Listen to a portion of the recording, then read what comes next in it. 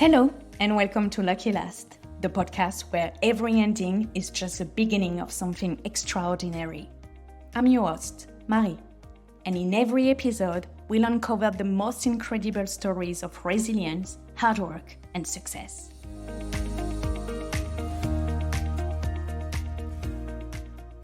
Welcome to Lucky Last, the show where we explore the journey to success and the challenges we face along the way.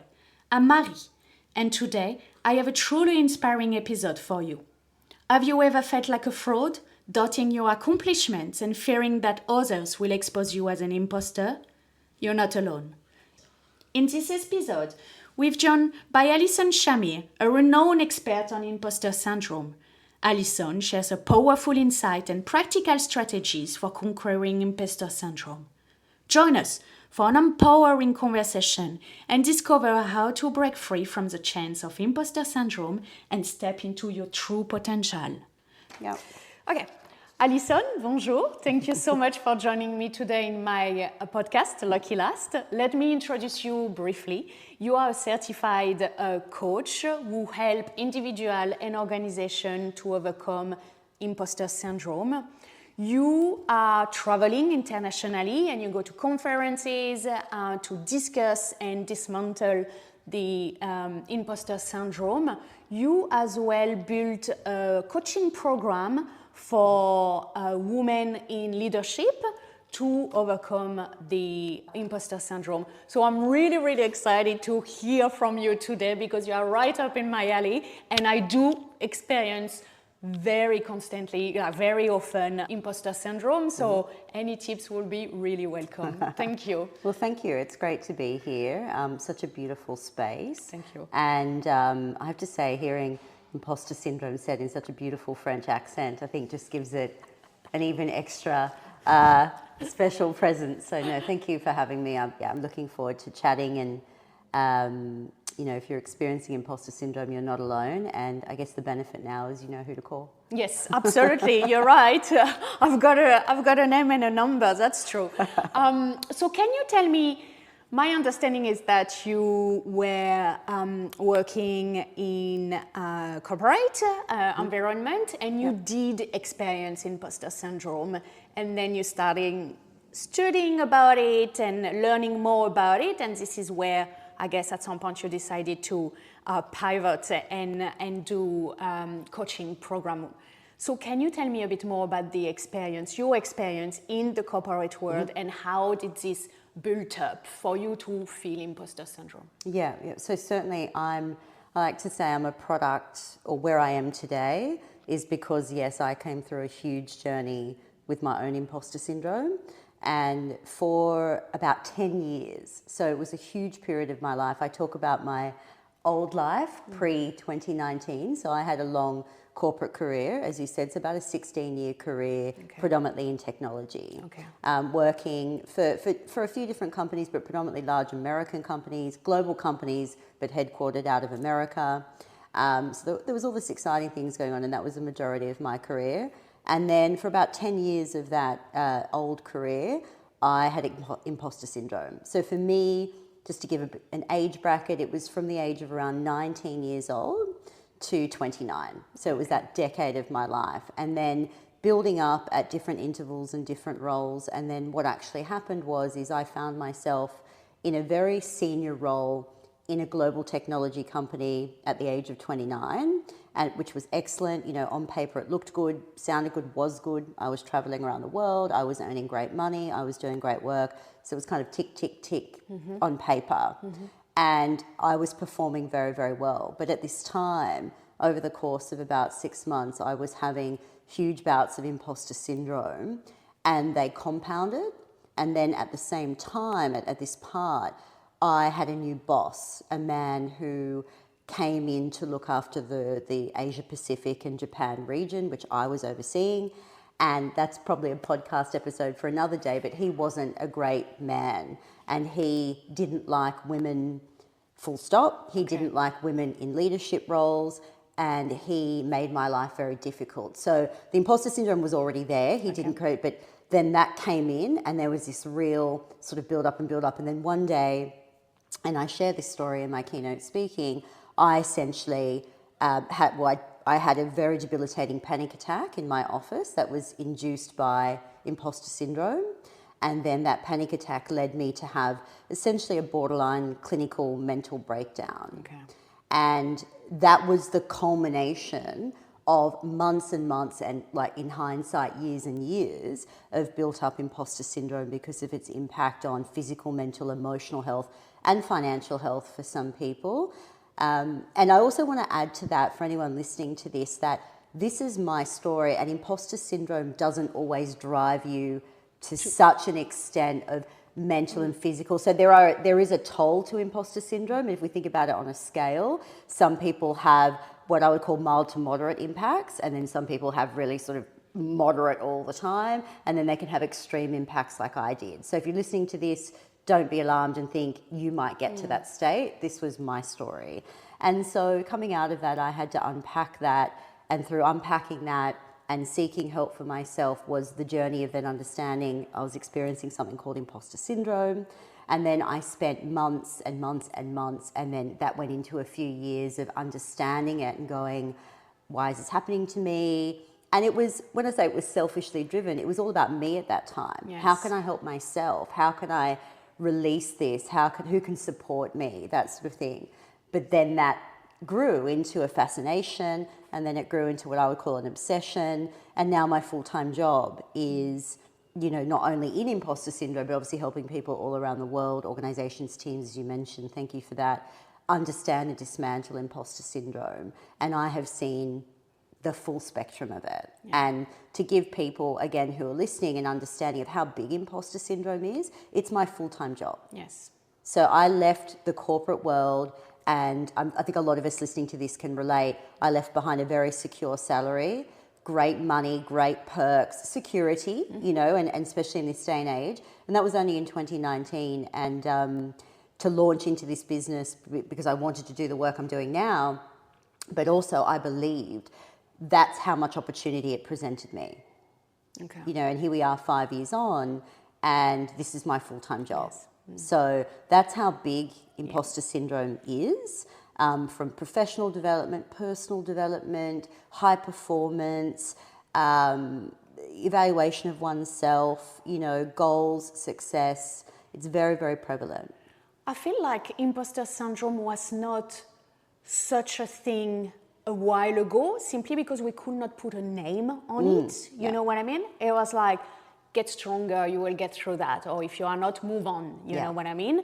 And I think some people are experiencing imposter syndrome for years, but only been able to put a name to this experience. How do you think this built up?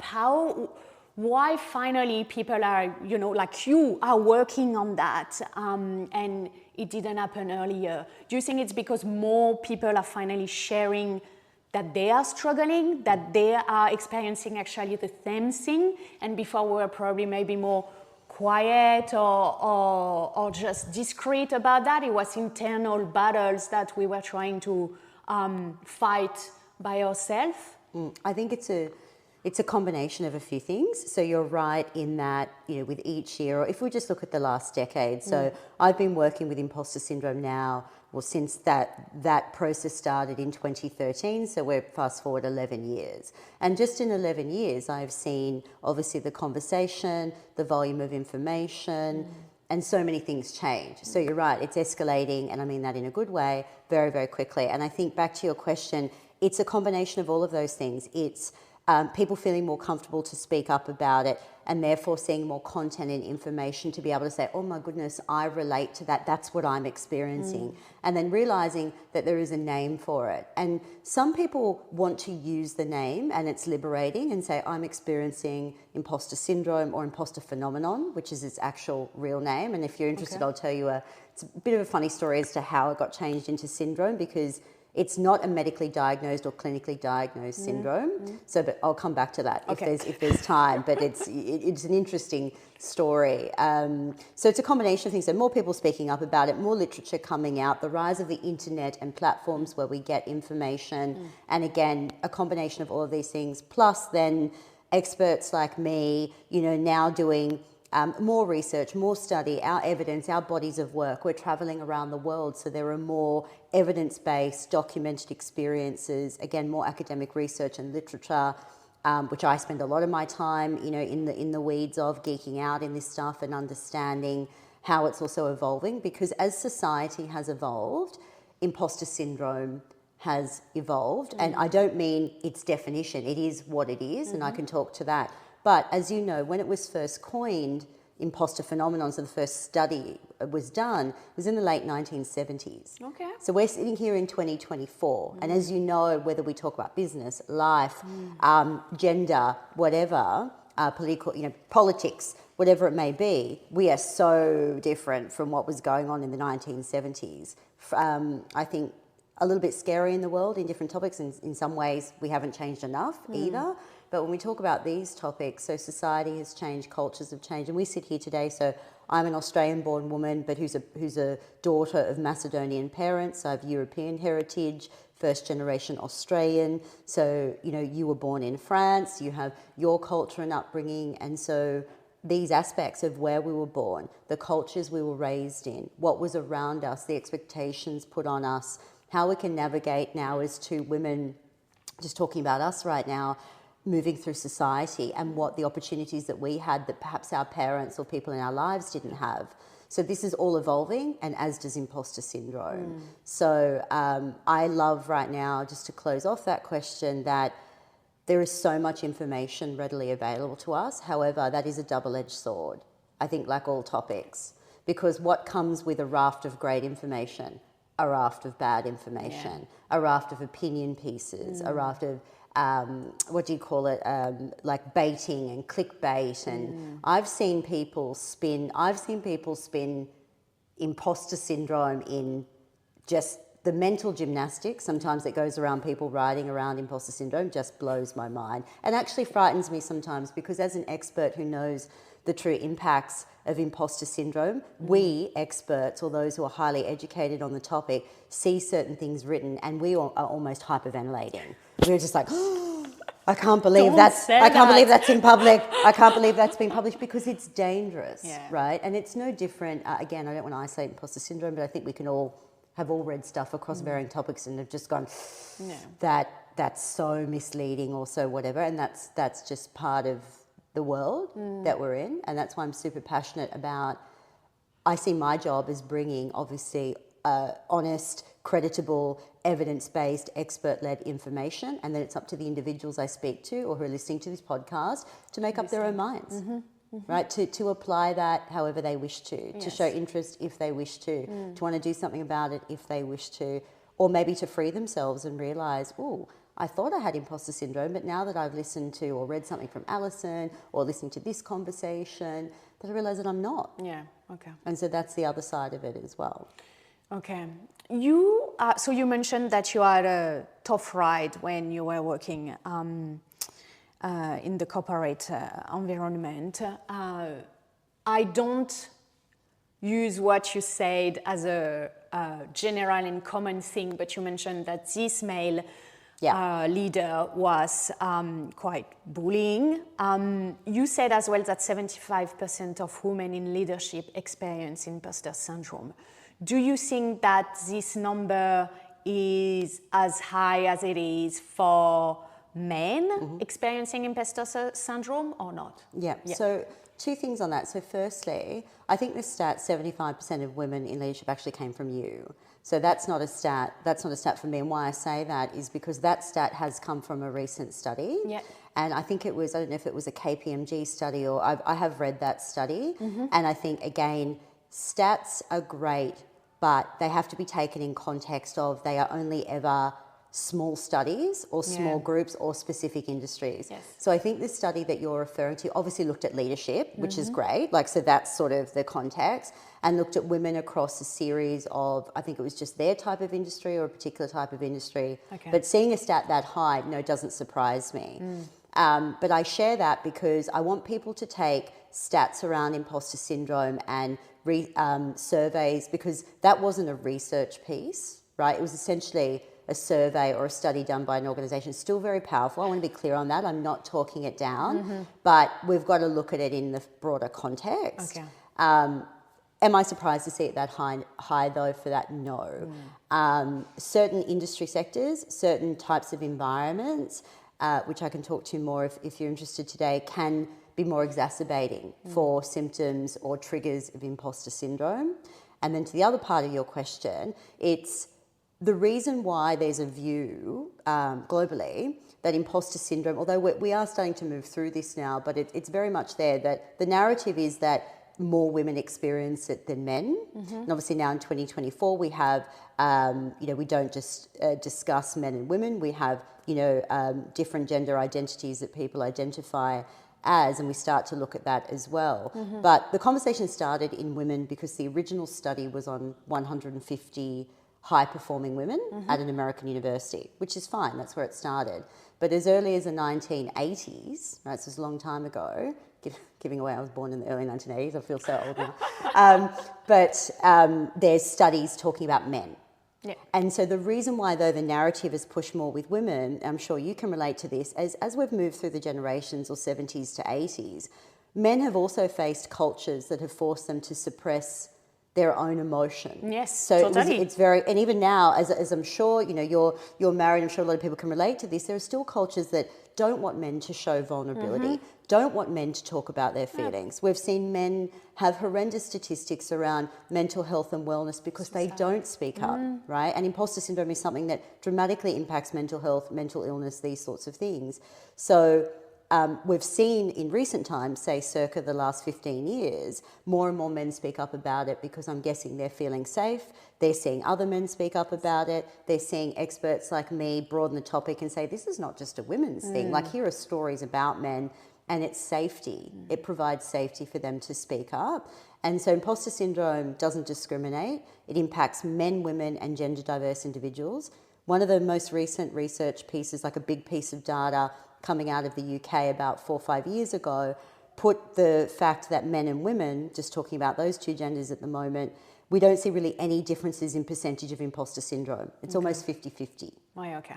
But women are still notoriously better at speaking about it. And like, we're sitting down here having this conversation, although I'm sure you probably will be able to find a man to talk about his imposter syndrome. You might see it in your colleagues and the work that you do.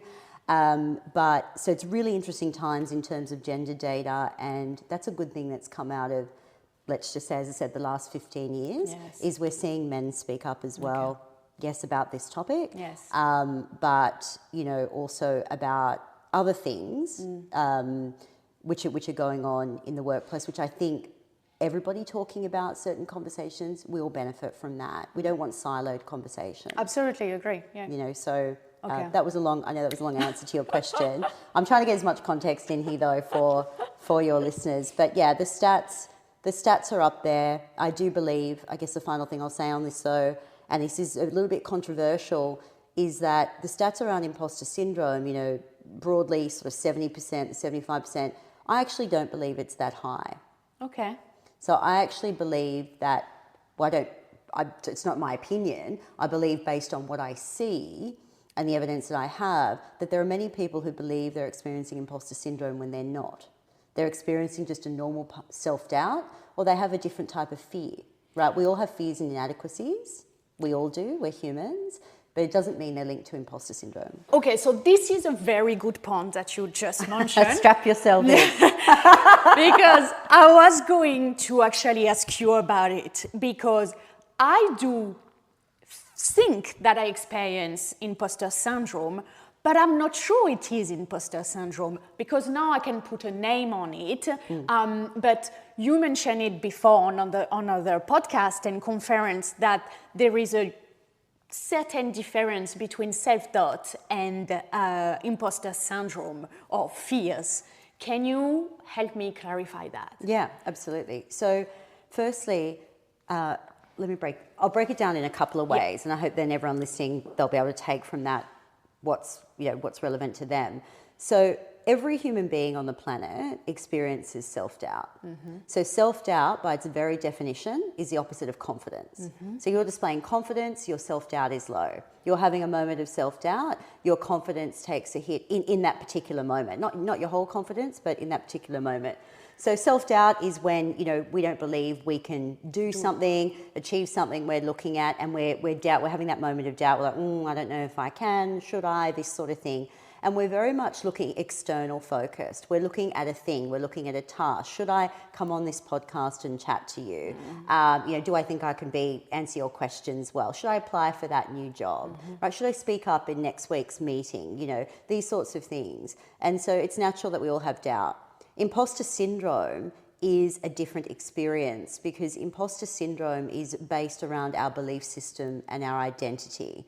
So when it comes to imposter syndrome, we are questioning ourselves at an identity level, our worth and our value. We're not questioning what we can do. That's secondary. We're questioning ourselves. And the hallmark, and I'll break this down more, the hallmark of imposter syndrome is that we feel like imposters in our own lives. So in order for it to be imposter syndrome, we have to have a feeling that we're going to be exposed or found out to be an intellectual fraud. But this is the kicker, despite evidence to prove that we have the talent, we have the skills, we have the accomplishments, we have the runs on the board. But we discount that. We don't internalize it, and therefore we feel like we're going to be exposed as an imposter. So the evidence says one thing, which is the truth. We're not internalizing the evidence, so we harbour this feeling of they're going to find me out. If I come on this podcast today with Marie, they'll all finally figure out that I'm actually not the expert I say I am, or she's going to ask me a question and I'm going to look like a fool because I won't be able to answer it. So then the dialogue becomes very personal. We're attacking our worth and our identity, but the overarching thing to know as an imposter syndrome is, do you have a feeling that you're going to be found out, exposed, that you're some sort of intellectual fake, phony or fraud? That is the absolute core hallmark of imposter syndrome. And you can have a moment of imposter syndrome, but also have a moment of self-doubt on something else, but they can be going on concurrently. So an example, I'll just use myself as the case study. So I'm coming here, you invite me on this podcast, and if I was having a moment of imposter syndrome, my self-talk to myself and the feeling I'd be experiencing is, I don't know if I can do this, because if I go in there and I'm sitting down with her and I can't answer a question, they'll all finally realise I've been fooling them the whole time. They'll realise that I'm not really an expert. I have no idea what I'm talking about. Who am I to be there on that couch with her? They'll all realise. So it's this fear of exposure. But of course, I've got all the documented evidence that I am who I am and I can do what I can do, but I'm ignoring that, right? Because imposter syndrome is taking over. So I could be having that imposter moment, and then at the same time could be thinking about something I've got to do later, or a speaking event I've got, and I might be having a moment of self-doubt on that, saying, I don't know, it's been a long time since I've been on a big stage like that. What if I sort of don't get my pacing right? So you can see I'm very much focused on the external action, right? I'm not pulling myself down. So they can operate concurrently, but the differentiator is that feeling of intellectual fraudulence despite evidence of competence. And it is a very clear line. And I share that today because, again, you could be having experiences at the same time about different things, or there could be one week where you're like, I'm having a little imposter moment here, and I know I am because I'm feeling like if I do this opportunity, they'll all figure out, I'm not smart enough, not good enough, not talented enough. That's a little imposter moment. So you want to sit in that for a moment. But then you also want to be able to say to yourself, well, no, this is not imposter syndrome. It's just, I don't know, I've been asked to do a piece of work and I haven't done it for a while, or I've never done it before, and I need some time to figure it out. I'm not sure whether I'm, able to do it. So we see differentiation in language, but the hallmark of imposter syndrome is just that. You feel like an imposter. Okay. So the good news is that I definitely have more self-doubt than imposter syndrome. I think so too. Even though we're in sort of the infancy of our relationship, something when you said to me earlier, but that's what I look forward to exploring that with you, because when you first said it, I thought, I wonder if it really is as many moments as imposter syndrome or self-doubt. And being able to differentiate that, I want to be very clear with everyone listening to it, is so powerful.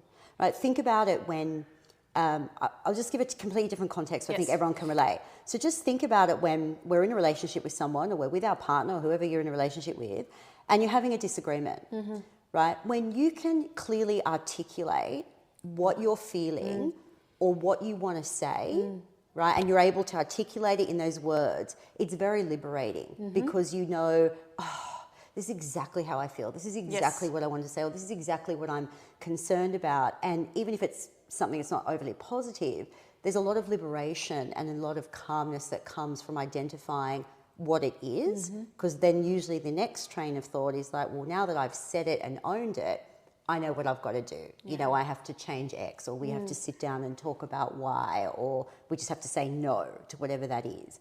It's the same with imposter syndrome and self-doubt. Once you realise, am I having an imposter moment, or is it a moment of self-doubt?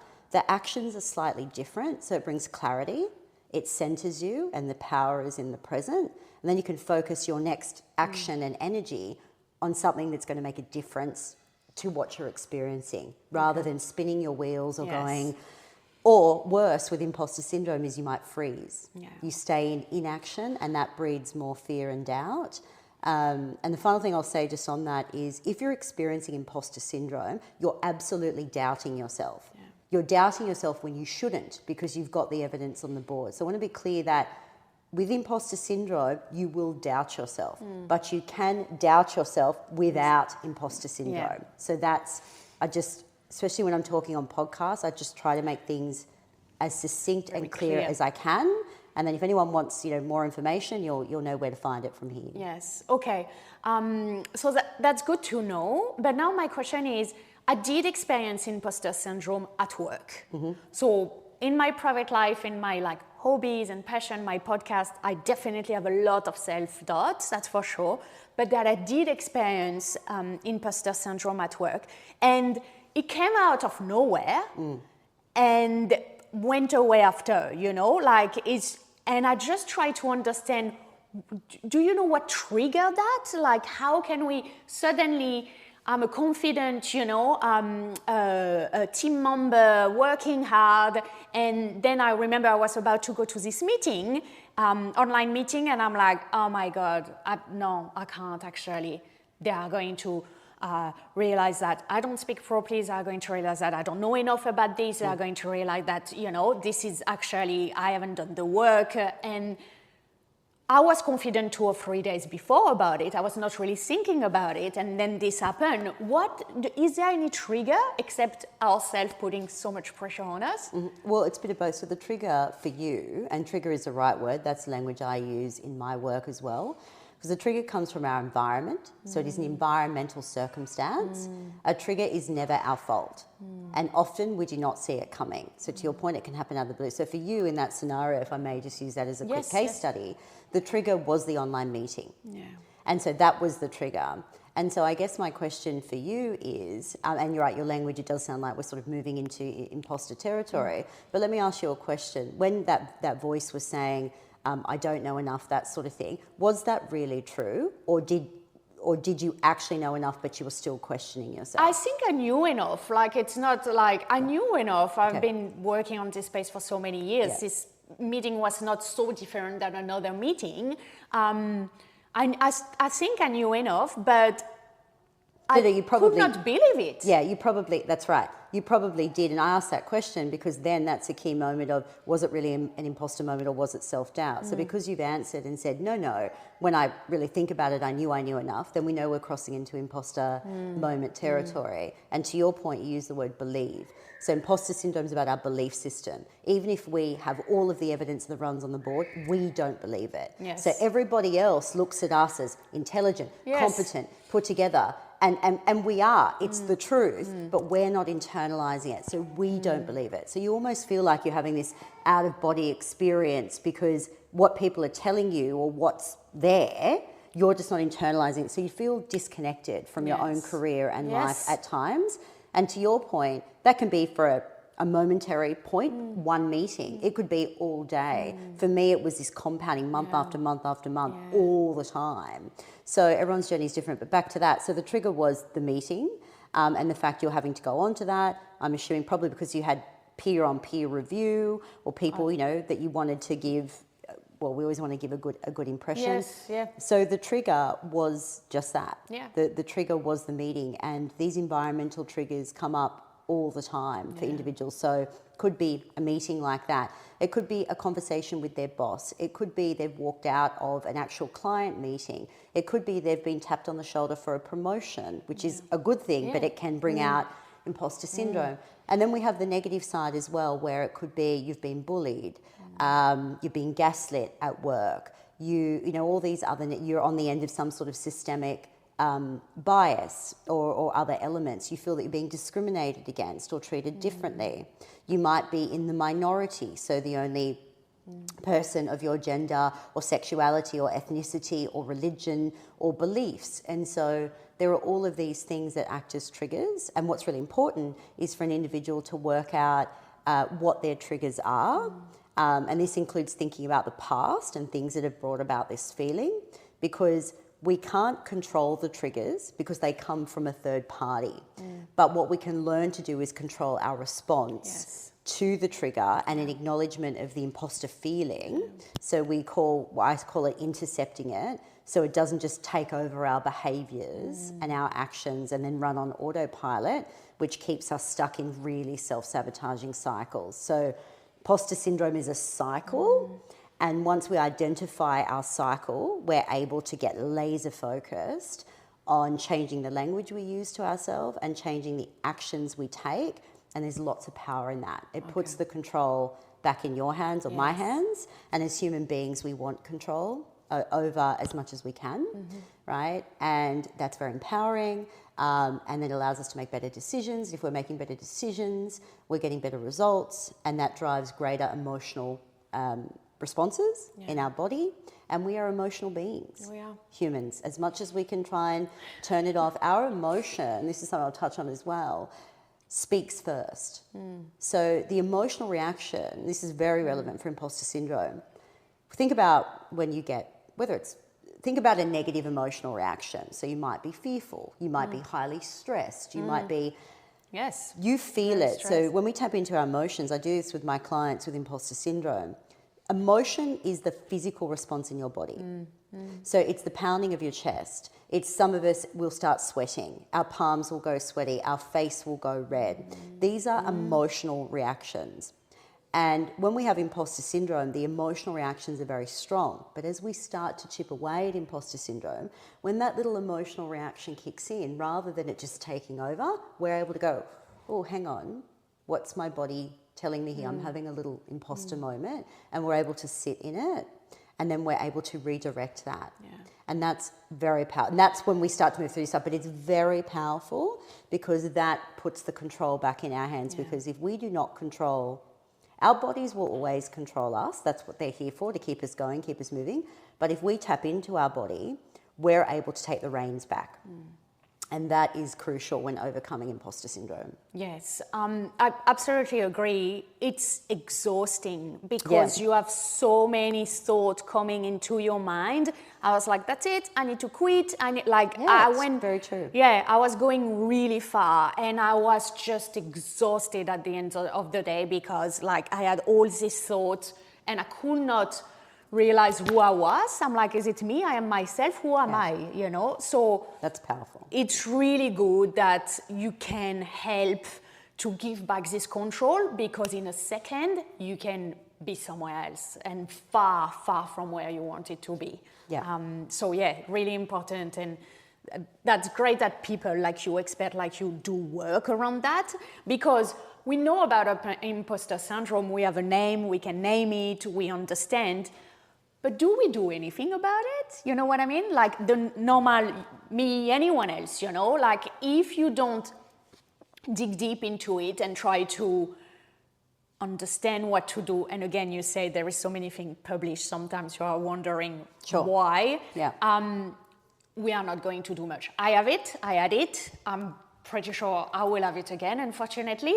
But I know but I still have difficulty to have exercise or control over my mind and my thoughts. So I think there is a long way for some people who are experiencing it to overcome it, but it's really important that some experts like you are doing that. No, thank you. And so much was powerful in what you just said then. And I think, it's about, if we're experiencing imposter syndrome like you have, and thank you for sharing your story, a lot of us can just, through the nature of our learning and our work and our support systems, can just understand that we have it. If it's not really holding us back in some ways and we're able to manage it at some levels, that's okay.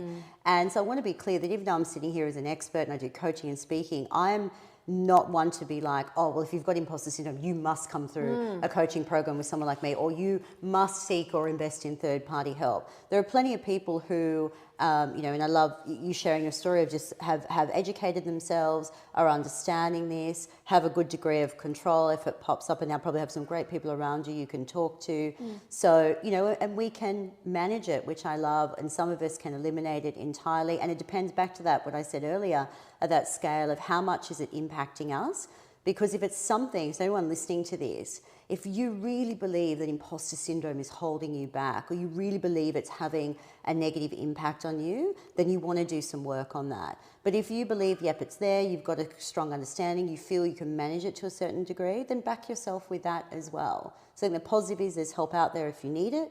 But if you're educating yourself, able to read up, able to do all these things on the outside, and that's good enough for you, that's also great. Yeah, okay. And I think we can do that with a lot of different topics. By the time people come to me, they come to me because they're ready to understand it and get rid of it. They're ready to be in full control. They know it's holding them back. They know it's costing them their voice. It's costing them opportunity. It's costing them mental, physical, emotional anguish, and they're done.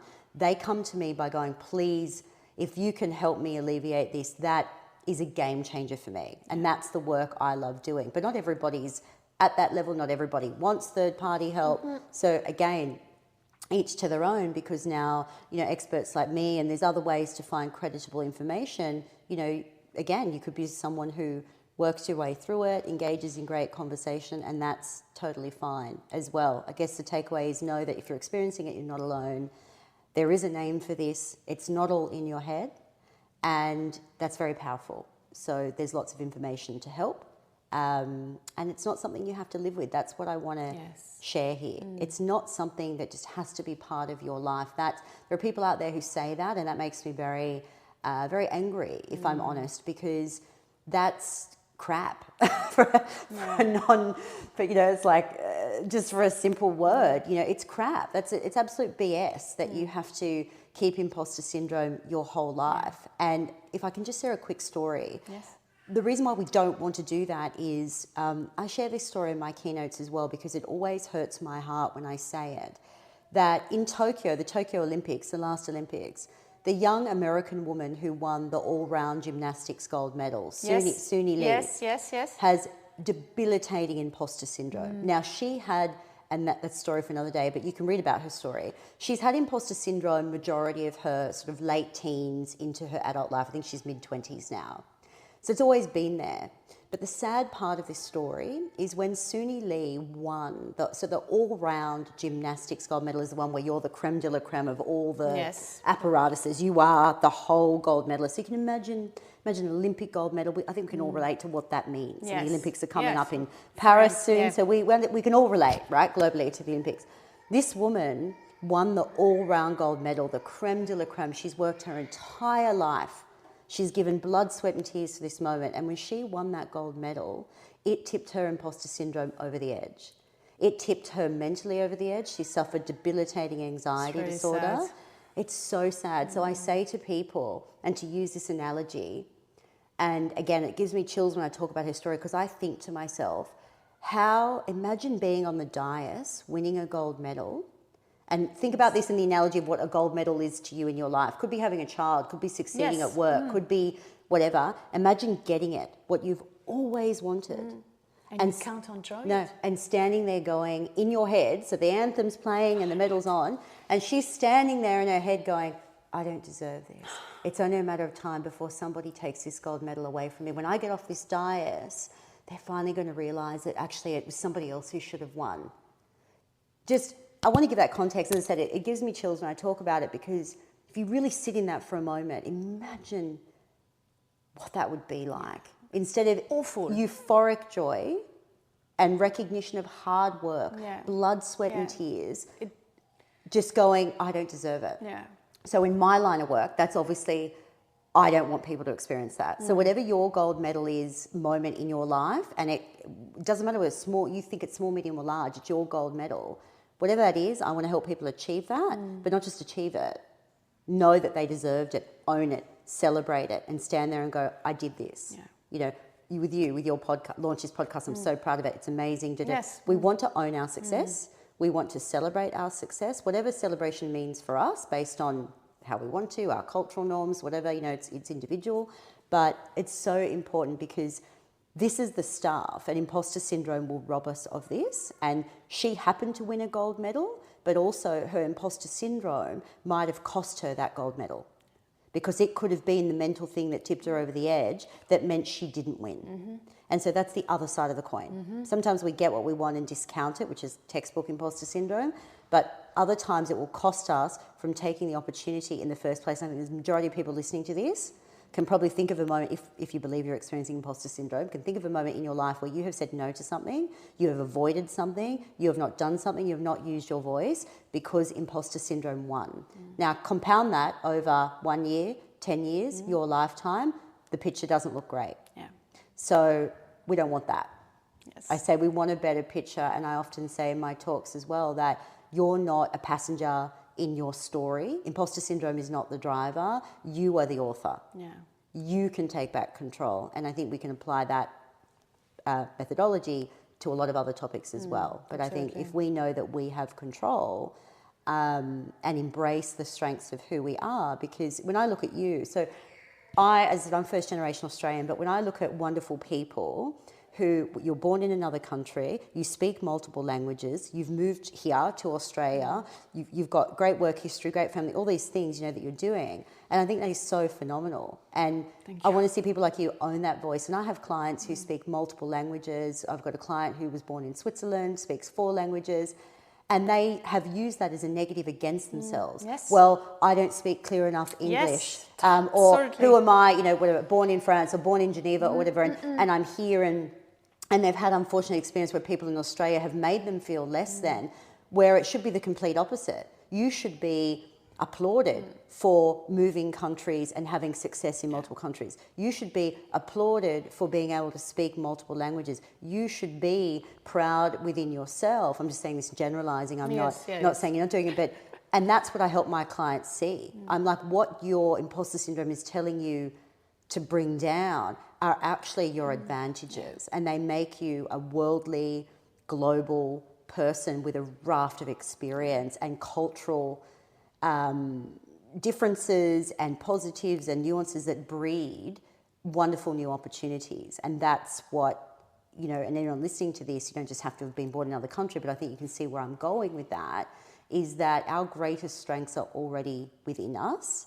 And we need to double down on those first. And that's the way to silence imposter syndrome. We're not going out looking for new stuff. Yeah, we're going to do some new actions and we're going to break things apart in coaching and stuff. But really, you have what you need inside you. We need to redirect the language. When you redirect the language, we tell ourselves the stories we tell ourselves. You see with a different perspective. And when you see with a different perspective, you take different actions. And when you take different actions, you get different results.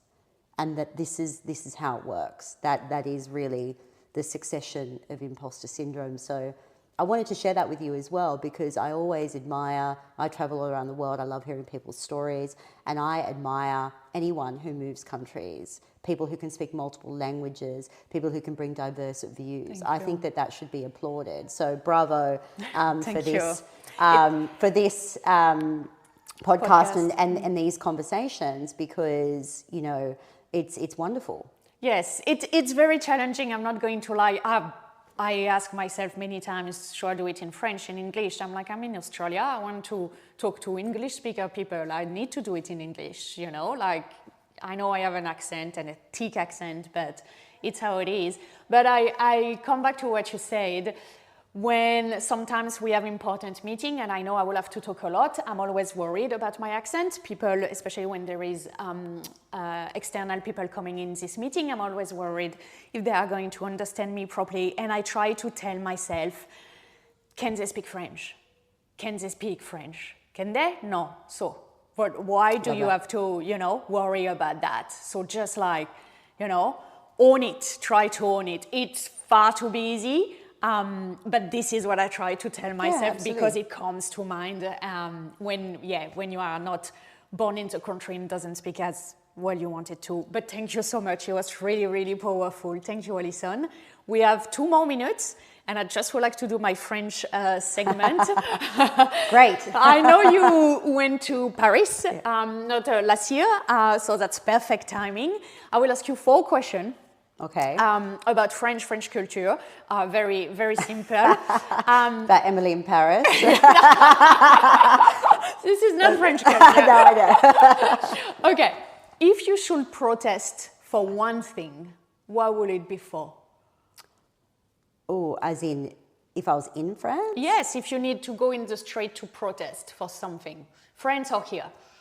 So for me, look, this is tied to my culture and my identity, but I would protest against the global rising levels of anti-Semitism and what's happening to Jewish people around the world. And I think in France, I don't want to take this political by any means, but France has been a tremendous country to Jewish people in some ways and has been not so great in some other ways. But overall, and I've got some great stories out of France and things that happened during World War II that, the French people did for the Jewish people, which was phenomenal. And so I use my voice. I'm an advocate for 2 things. I'm an advocate for women, predominantly in terms of gender-based violence and these sorts of things and making sure the world is safe for women and girls. It's something I'm passionate about. I'm equally passionate about using my voice to stand against anti-Semitism. So they would be the 2 things. So actually, let me bring them together because it would be something to do with empowering and the safety of women and girls, or it'd be something around anti-Semitism. Yeah,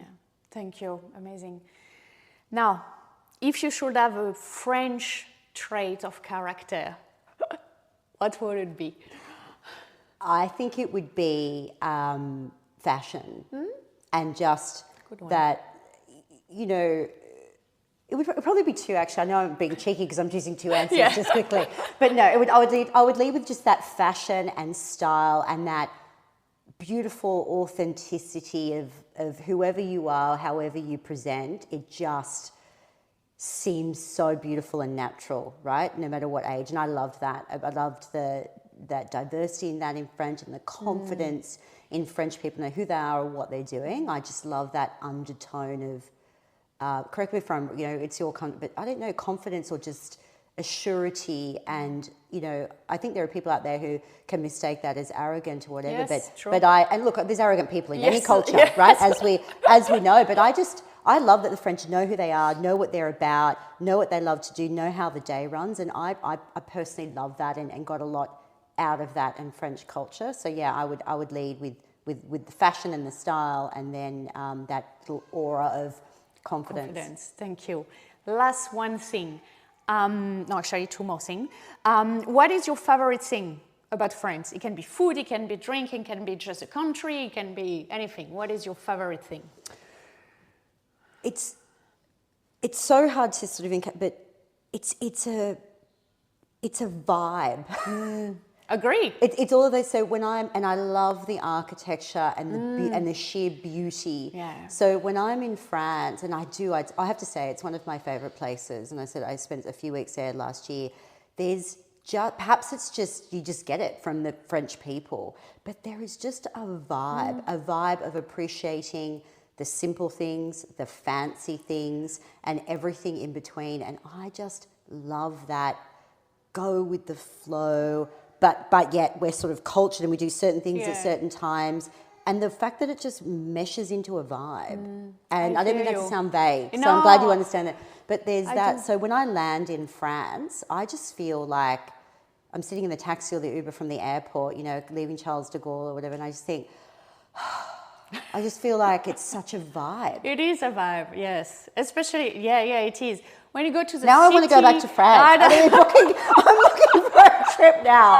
So we're talking about that. That's it. I'm back. And you look at people walking, you know, with all their different fashion style and like doing their little thing. It's just like, everyone is just like, yeah, enjoying, I feel, every moment. It's very important for French people to go after work, to have a drink, to sit down, to eat, to, you know, take the time to enjoy small things. And I feel like in some other place, you don't really feel that. So yeah, I definitely understand. Yeah, and can I just touch on that? I loved that too, because that notion of sitting down, but then the way that things closed for lunch, or I remember when I landed, and obviously, you know, France is still, I guess, predominantly led as a Christian country, but I say that because when I landed the last time in Paris, I landed on a Sunday.